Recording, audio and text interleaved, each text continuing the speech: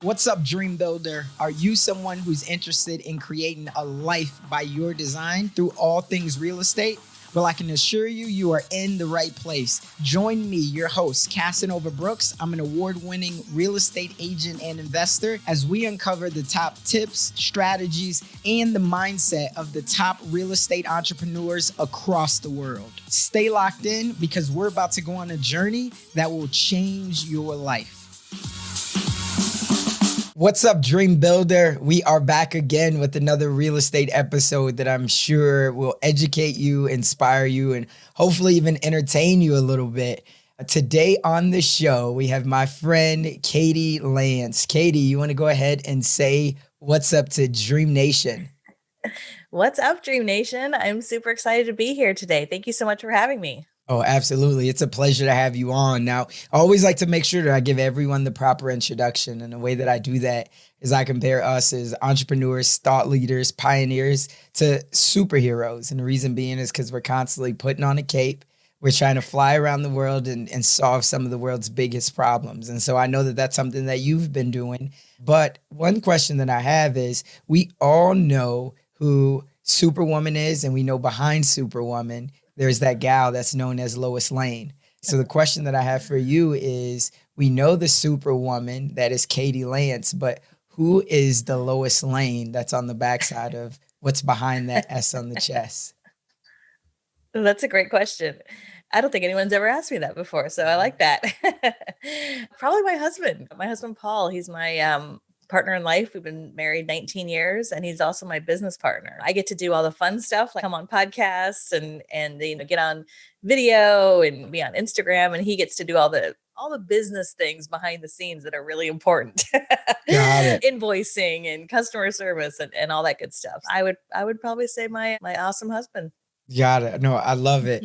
And so I guess to make sure, because there's somebody that's going to be listening and watching. So what I meant by who is that Lois Lane is, who are you? Tell us about where do you come from? How do we get to being the Superwoman that's known today as Katie Lance? Gotcha. See, I knew what you meant. I was just getting around it. Yeah, we were getting around to it. It makes for better conversation. Now we know that your husband is a big catalyst in this. So somebody else who's thinking, I need to be able to get on video, but I don't have anybody else to send out the invoices. Wait, I got a husband. Can't you get to that? Exactly. No, absolutely.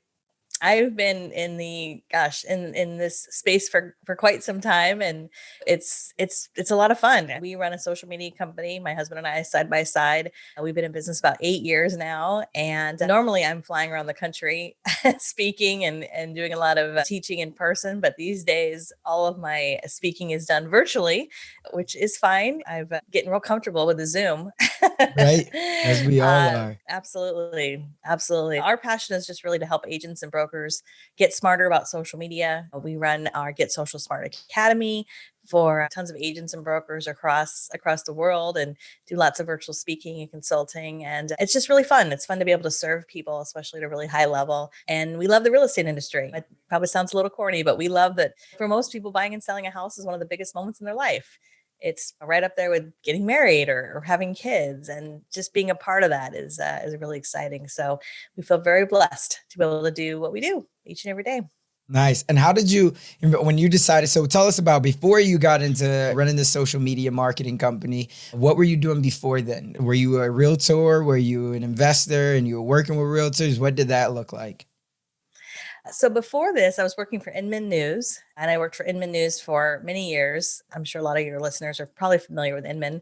I always call it's like the Wall Street Journal for the real estate industry. Right. And I worked there for a number of years. I was their social media director. And then I started doing a ton of stuff on stage and speaking and doing lots of writing and just lots of marketing behind the scenes. So worked there for a number of years. And before that, I worked for a real estate company, a small kind of boutique brokerage here in the San Francisco Bay Area where I live. And I've always done marketing. I've always loved marketing and sales and branding, but started working for a small real estate brokerage. And that really got my feet wet into the real estate industry. So I've never been a realtor, but I've worked really closely with lots of them. And I think, especially back when I first started working with realtors, I never really, realized I guess just the heart of a realtor, and how most of them are all independent contractors, and how hard they work and how many multiple hats they're wearing. And so that was such a great experience to work side by side with so many different types of realtors, different brands, and then to work for Inman, which is really a big media company that serves the real estate industry. And so when it was time to go out on my own, I just felt like I got bit by the entrepreneurial bug and was ready to sprout my wings and not just work for a specific company, but be able to serve lots of people throughout the industry. It's been really fun. It's been fun to see it evolve and grow and pivot this year a little bit, as a lot of people have. And we're having one of our best years ever, which is a blessing. And so we're very, very excited about that. And things are good. Yeah, no, I love it. And so I think that that's very relevant because today's world, a lot of people are working at corporate and they know that one thing, right? Whether it's real estate or whether there's somebody right now that's in a marketing office for a real estate brokerage and they say, you know what, I do love marketing. I do love Canva. I do love getting on video, but I don't think I could ever get out there and do my own thing. What was that like for you when you got bit by the entrepreneurial bug? Like, how did you take that leap of faith? Was it just your husband pushing you? Was there, you saved up for 6 months? What did that look like for you of how were you able to take your leap of faith? Yeah, I don't think it came naturally, although looking hindsight's always 2020. I feel like I've always had that entrepreneurial attitude. I feel like wherever I've ever worked, I've always treated it as if it was my own business. And that's one of the things that was always really hard for me, is turning the off button off. As it is for And most people. yeah, absolutely. And when it was that time in my life where I was thinking, gosh, I think there's something else. A lot of times we work somewhere and we feel like you get that little gut feeling of, is it time to move on? Is it time for the next step? And that's where I was feeling when I was with Inman. It was an awesome experience. It's a great company. I still have so many great friendships over there. And it was through the process of thinking about what's my next step and who do I want to work with for another company? And I guess just doing some soul searching, honestly, and figuring out what it is I wanted to do. And I just came to the realization, like, I don't want to just work for one company. I would love the opportunity to work with a lot of different brands and a lot of different people and be able to serve more people.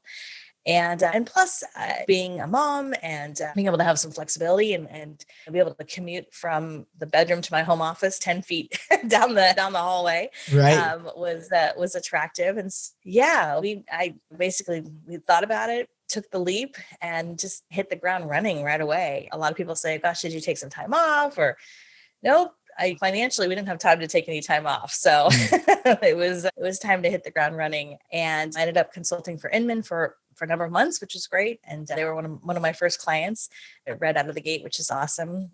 And then we had some other clients lined up to work with on day one. A lot of hustle, a lot of work, a lot of kind of working behind the scenes to get stuff set up. So when we did launch, we were ready to go. A lot of late nights and early mornings. And I remember talking about it with my husband, and at the time he was working a corporate job. He left his corporate job about 3 or 4 years ago to work with me full time. And he was like, you should do it. You should go for it. And it was scary because obviously it's not like I'm just a single person with no responsibilities. We've got a mortgage and kids and all kinds of responsibilities. So it was definitely a leap, but I don't know, never look back. I always felt like, you know what, I may not be the smartest person in the room, but I can outwork people. I'm just going to work harder. I'm going to do whatever I got to do, roll up my sleeves and hustle and make it happen. And here we are. Everything's figure outable. Yeah, exactly. Everything's figure outable. And I would love to say I had this like grand business plan, and I didn't even have a website.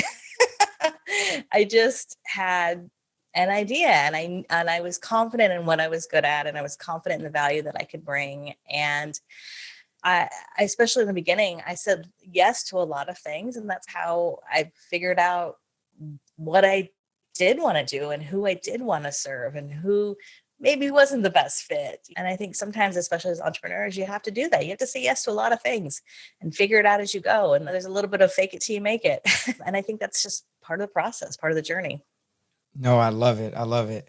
So Let me ask, were you always good on camera? Were you always into video? Because now I know that you help thousands of realtors and brokers and just people in general becoming good on camera and understanding the value in social media.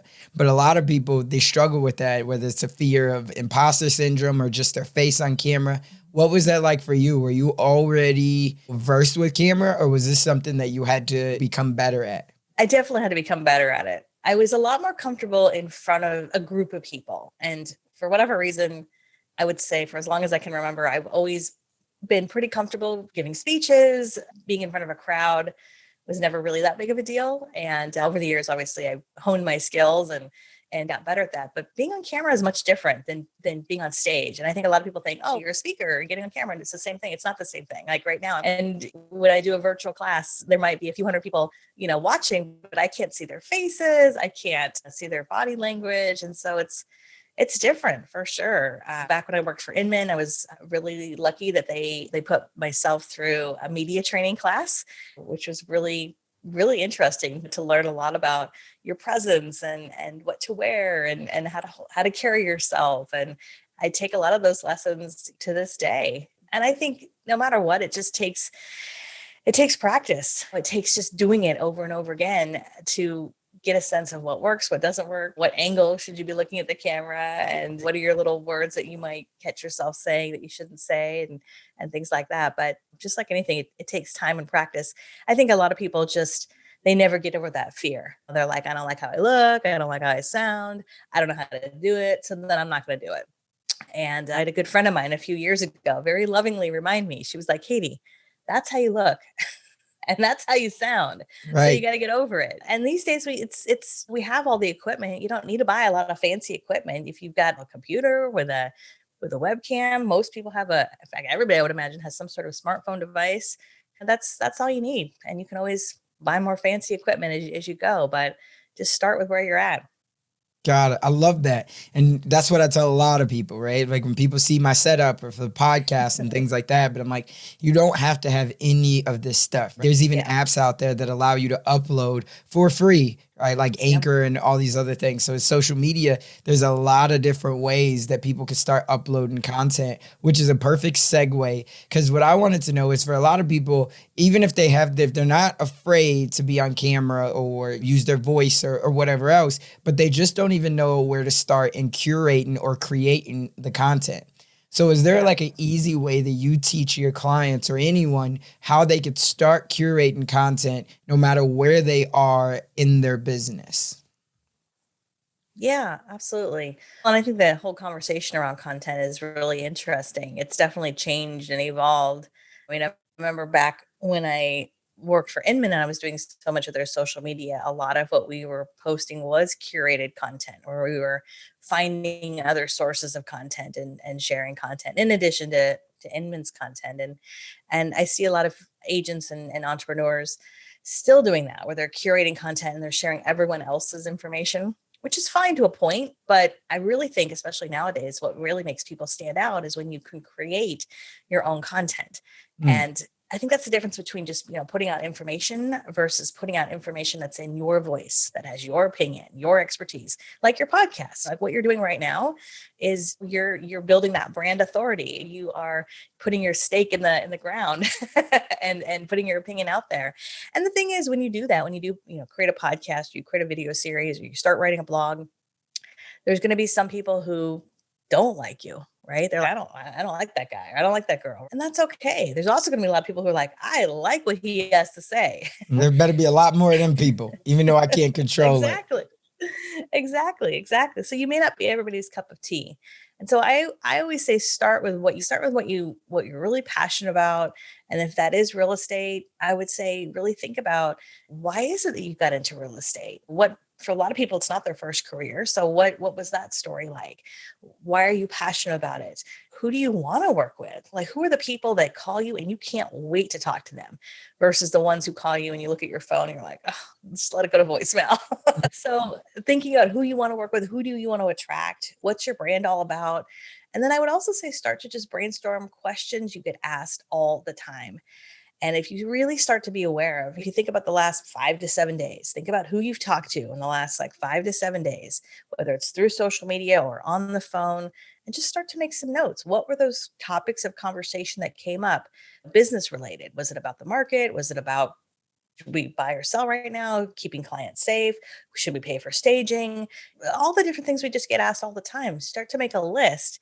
And some of those things are things that you think, gosh, I get asked this all the time. And that's a great piece of content, right? Got And it. I if you love start to that. brainstorm, you'll start to come up with 10, 20, 30 ideas.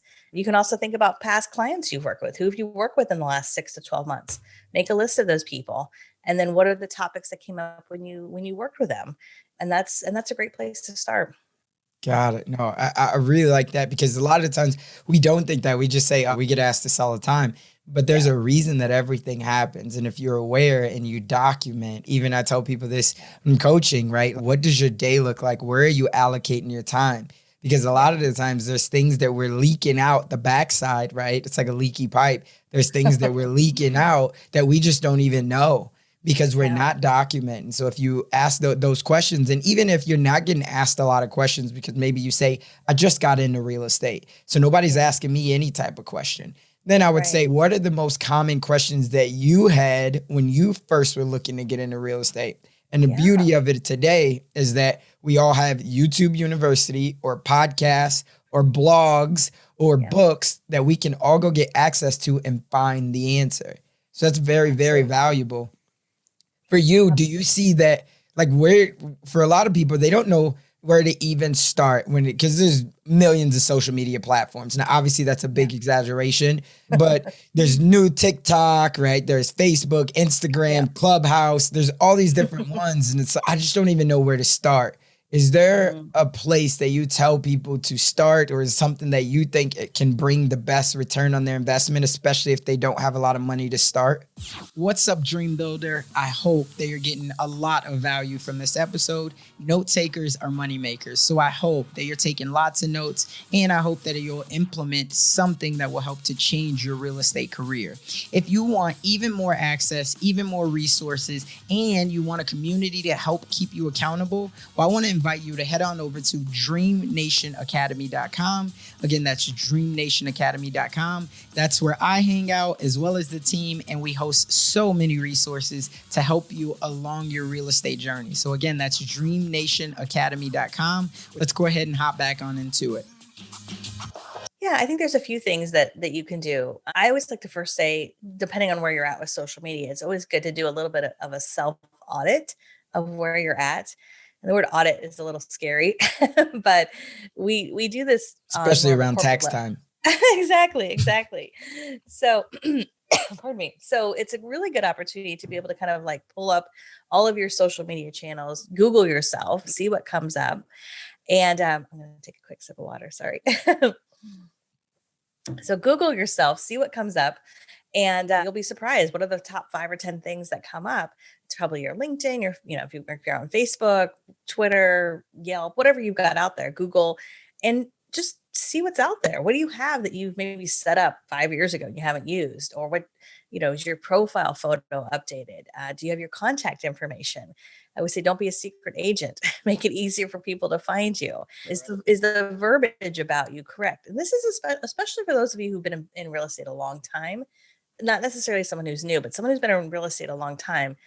Just seeing like these like digital breadcrumbs you've left on the internet over the years, and like, is there an opportunity to clean that up? That's first and foremost.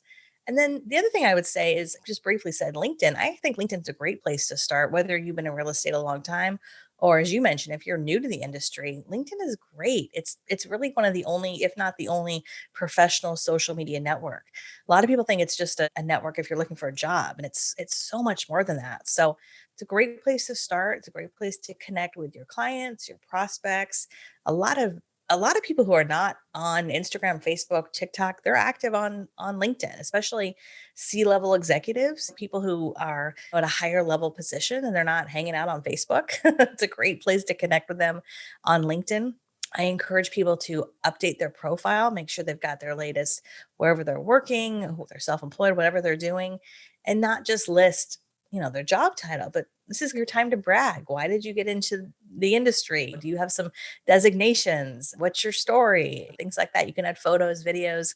You can even blog on LinkedIn, which is great. I think those two things make a big difference. Do a little bit of a self audit and then start with LinkedIn. And you can always go on to wherever else your clients may be, which is ultimately the answer. Like, where are your clients hanging out? If you've got a huge audience on TikTok, then hang out on TikTok. Those are your people. But Mm. if nobody even knows what TikTok is, maybe you're best over on Facebook, right? So No, you gotta go where your people are. no, I definitely like that. That's so powerful, and I'm always curious to hear, why don't you think that a lot of people like LinkedIn? Because LinkedIn, I think, no matter what industry it is, but definitely real Yeah. estate, but no matter what industry it is, it feels like LinkedIn is heavily slept on. Yeah. I think it is because I think it's just not as fun. And it's a little boring because it's all business. And I think that's the reputation that it got. And I do think LinkedIn is trying to change that. They just recently incorporated LinkedIn stories. A lot of folks have access to LinkedIn Live, which is like Facebook Live. And yeah, I think a lot of people just they don't look at it as, I guess, as strongly as they do say Facebook or Instagram or even YouTube. But I do think LinkedIn is a great LinkedIn, I feel like, is the first place to connect with a client or prospect. It's a really safe place to connect. I'll just give you a quick example. If you're having an email conversation, maybe you get a lead to your website, they email you, you email them back, maybe you hop on the phone. And a great way to take that relationship from email to social media is LinkedIn.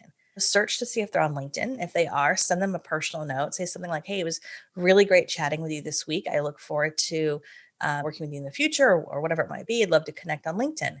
That's a great next professional step, right? To making that connection. I probably wouldn't send that person a Facebook friend request. You just met them.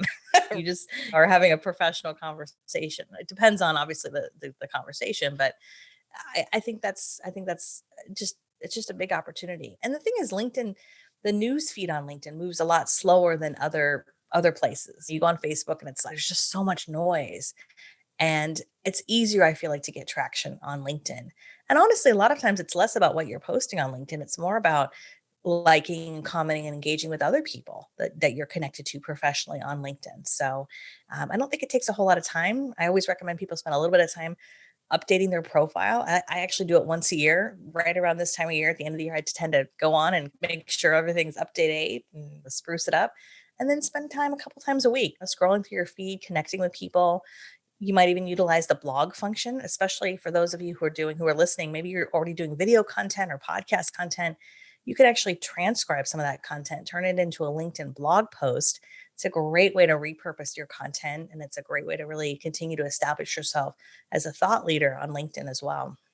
Yeah, no, I think they're so valuable. And just like you said, a lot of people don't know that there's LinkedIn stories and LinkedIn lives nowadays. And a Yeah. lot of the times as well, you want to cut through the noise. And if you're going where everybody is, the cool kids, yeah, you might catch someone there. But a lot of people, especially if they're business wise, and if you're a real estate agent or a broker and you're trying to get somebody who can afford that $1 million home or whatever it is, if that's your target market, you're going to find a lot more Mhm. people that are serious over there. Because not to say that those same people aren't on Instagram or Facebook, but there's a lot more. The environments are different, right? Instagram is the flashy environment, and then a lot of the stuff that LinkedIn does, they make it targeted so you can contact with people. So whether that's Sales Navigator or whether you're getting those in messages that you know will get delivered right to their inbox. On top of that, or sending them an email. If somebody sends you a direct message on Instagram, you don't get an email about that. Right. So I love that you brought that part up, and I think that's solid as well. For you said something about emails, right? And you said that's how you get them off of the platform. Do Yeah. you recommend that people, like, when should people start building their email list? Because obviously growing your social media platform, it can do a lot for you, but then there's Mhm. email as well. What are your Yeah. thoughts on that? Do you ever coach people on that? Yeah. I think email, again, email, it's almost like the conversation around LinkedIn. Email marketing is not as exciting to talk about as like TikTok is, right? Right. But it's super important. And when it comes to social media, I really believe that social media is rented ground. We Mm. don't own it. And it's a great place to connect with people. It's a great place to get exposure and to build relationships and to attract business. But I still believe that there's a lot of value in creating assets that you own that go with Mm, you wherever you go, which is why I talk a lot about creating your own content, like video content, podcast content, blog content, content that no matter what, it's yours. You own that content. And the other thing that you own is your email list, your database. So regardless of wherever you're at, again, that goes with you wherever you go. And the beautiful thing is you can start now. A lot of people go, I gotta wait till I get 500 people on a list. No, you can start with 10 contacts. I remember starting our email list. I wish I would have started it earlier. I started it about a year into our business. And part of that was I didn't have a website, but we all learn, live we and all learn. learn. Uh, exactly, exactly. And I remember signing up for, MailChimp, which is a great place to start with email marketing. It's free, I think, for the first couple thousand people that you put in your database. And I just remember looking at my phone going, okay, I've got some contacts here. And I loaded them in and I sent out an email and I said, hey, I'm going to start doing a weekly email newsletter. We're going to be sending out some really helpful tips, valuable resources. If you'd like to receive that, great. If not, and you want to opt out, no worries. It's all good. And then I just started there. And honestly, that newsletter, I've been sending that type of newsletter for basically the last 7 years. Every Saturday, we have an email newsletter that goes out, and it's basically just what I said. It's got helpful links and resources. There's very little selling or any kind of pitch. It's just trying to be really helpful and valuable. And what's amazing about that is when someone opts into your email, it's much different than just following you on Facebook or following you on Twitter. They're saying, yes, I'd like more email. And in Right? this day and age, we all get so much more email. So I treat that with a lot of respect. And I think it's really important that you deliver value. And of course, as you get a little bit more advanced with email marketing, you can get really fancy and you can see what are people clicking on and what are they more interested in, and serve them up more content that would be relevant to what they're potentially interested in. It's just like anything else. It's just getting really intentional with what you're doing. And I do believe that there's a lot of power in moving someone from social media to your email list. And it's one of the reasons why if you follow me on my podcast, or you follow me on YouTube, many times at the end of providing value, I'll say something like, hey, if you'd like my checklist for this thing that I just talked about, go to such and such link and sign up. And that's a way for me to capture that email address, but it's also a way for me to provide a lot of value as well. I am a huge believer I in that love for it. sure. No, for And sure. doing And there's so in a so much right way, not spamming people, not buying lists. Like it just like anything, you got to be real, you got to show up, you got to give really good information, be authentic. So Yeah.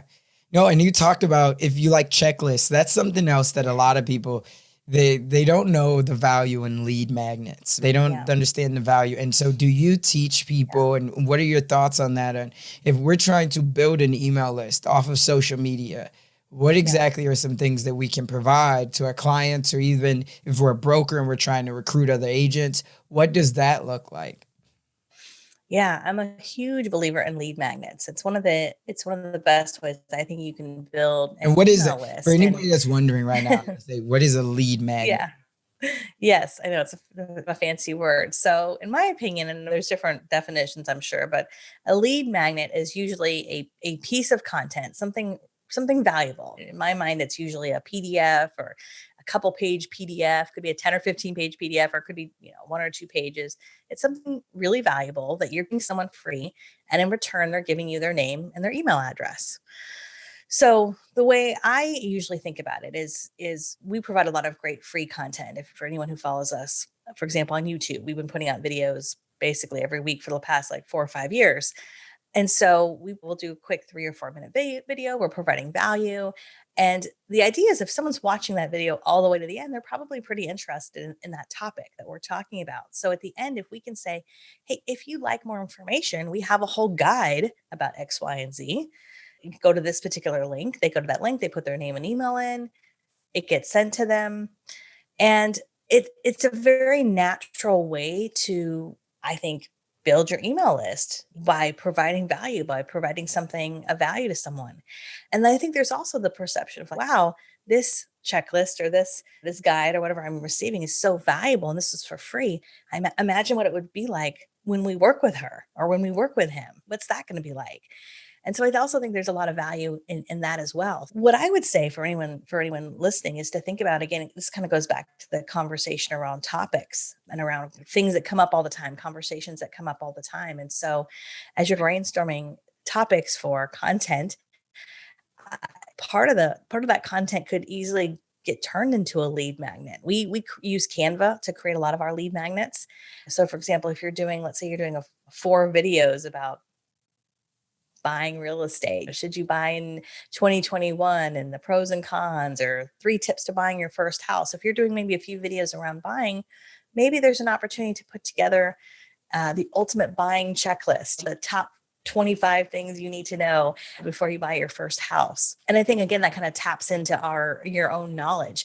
It can feel a little daunting, but when you really just start to put pen to paper, it's amazing how much we all know. I think a lot of times we don't give ourselves enough credit about just how much knowledge we have about all this. And the other thing I'll just say real quick about lead magnets is it could be anything of value. It could be around buying, it could be around selling, it could be around specific communities. We saw a lot of this happening early on with COVID. I saw one agent who we work with inside of our academy. He put together a whole lead magnet with local community resources. It was this whole guide to like restaurants and local small businesses that you could support in this time.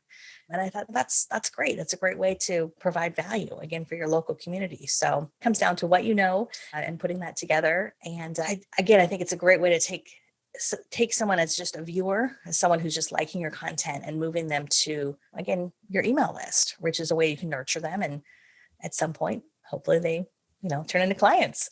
I 100% agree. There's so much value in lead magnets. And again, in the beginning, people don't know you, so they don't trust you. And the way that you can build that trust is by giving them something of value. And if they give you their email, or even the phone number, sometimes on these funnel pages that you'll ask for a phone number, and that's a way for you to start building your text marketing list or anything like that. Yeah. So understand that, yes, you have to give something of value, but if they give you that email or that phone number in exchange, that is them saying, hey, I'm willing to give you a shot. And so make sure that you deliver and give something of value, so they don't opt out right away. And they say, just like you said, man, if this is what they're giving for the free stuff, imagine what the paid will be like. So there's great insight. Looking at, people hear your story now and they love all of the insight that you have, but I always like to ask a question that if you could go back, and a lot of times people say they wouldn't change anything, but I know that's often not the case, because we're always wiser, smarter, and we've learned so many lessons along our way. So my question to you is, if you could go back and you could change one thing, or if there's one thing that you wish you would have implemented sooner to accelerate your path on your journey to your dream of where you are today, what would that one thing be? That's a good question. It probably would be back in the beginning. Just like I mentioned a couple of times, we launched without a website, and that was fine. I had a ton of business from word of mouth and just hustling and doing what you got to do. But I think we missed out on that opportunity to start building our email list earlier. And I think we've caught up, but I do think that that's something that I really recommend when people start off, and not just having a website for the sake of having a website, but having a website that generates leads, having a website that helps to build your email database, I think is really, really helpful. So that's probably one thing, especially when knowing now how important it is to have that email list.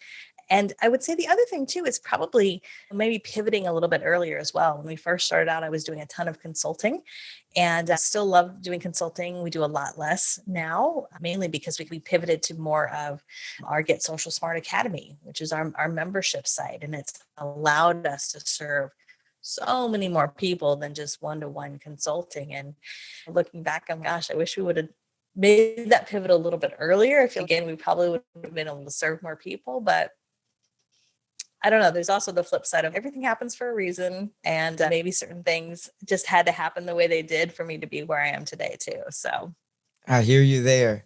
For anybody who wants to stay connected with you, where can they find you at? Probably the best place is my website, katielance.com, for anyone listening, Katie. And if you're a podcast listener, I've got a podcast, just the Katie Lance podcast. You can check that out. We talk about business, but we also talk about parenting and social media, of course, and business and all kinds of good stuff. And of course, social media. I'm at Katie Lance, just about everywhere. So yeah, connect with me on Instagram, Facebook, wherever you're at. Cool. If no one else has told you, I want to be the first one today to tell you thank you and I appreciate you. It's been a lot of fun. And yeah, I can't wait to hear the feedback from this episode. And remember, DreamNation, you have to take action because otherwise that dream that you have will only merely be a fantasy. That's all for this one. We'll catch you on the next one. First, I want to say thank you for allowing me to walk with you on this real estate journey. If you've gotten anything out of this episode, do me a favor and head on over to iTunes if you have access and leave me a review. My whole goal is to make sure that I'm serving you all the right way. You're my tribe. You're who I care about. You're why I do this. So if you want to give me any type of thanks, or if you want to let me know whatever your thoughts or your feelings are from this episode or any other episode that you've listened to, leave me a rating or review. And also, if you're looking for more tips, strategies, and even resources when it comes to leveling up your real estate game, head on over to DreamNationAcademy.com. We have a really cool real estate section there, and it's something that I wish that I would have had when I first got started in real estate. So that's DreamNationAcademy.com. Don't wait. I'll see you on the other side.